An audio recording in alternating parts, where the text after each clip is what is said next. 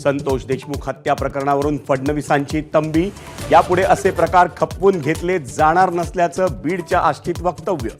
बीडचा गौरवशाली इतिहास पुढे नेण्याचंही आवाहन.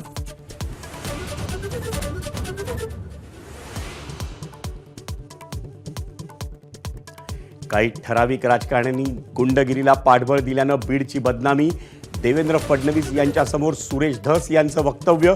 संतोष देशमुख प्रकरणात फडणवीसांनी कणखर भूमिका घेतल्याचं त्यांनी केलं कौतुक.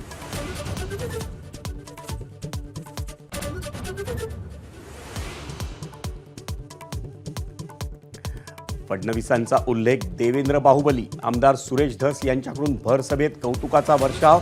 तर आपण बाहुबलीची आई शिवगामी पंकजा मुंडेंचं वक्तव्य.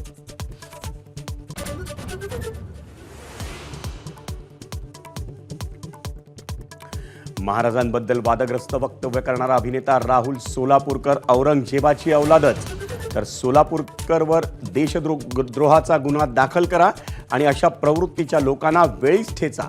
खासदार उदयनराजे भोसलेंचा संताप.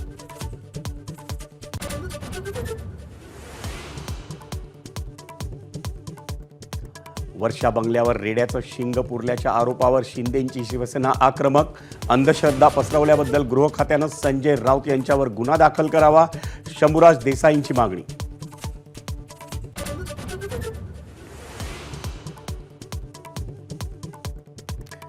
रामराजे नाईक निंबाळकरांचे चुलत भाऊ संजीवराजे नाईक निंबाळकर यांच्या घरावर इन्कम टॅक्सचा छापा. सकाळी 6 वाजल्यापासून फलटणसह मुंबई पुण्याच्या घरांचीही झाडाझडती.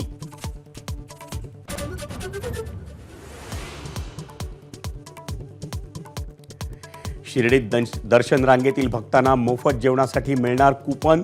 वाढत्या गुन्हेगारीच्या पार्श्वभूमीवर साईबाबा संस्थांचा महत्त्वाचा निर्णय.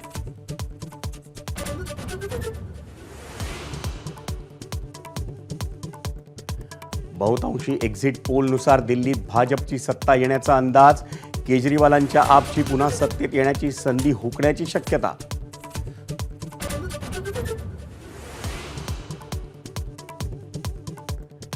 पंतप्रधान नरेंद्र मोदींचं प्रयागराज संगमावर पवित्र स्नान. स्नानानंतर गंगापूजन. दिल्लीतल्या मतदानाच्या दिवशीच कुंभमेळ्याचा दौरा केल्यानं विरोधकांचा टायमिंगवर आक्षेप.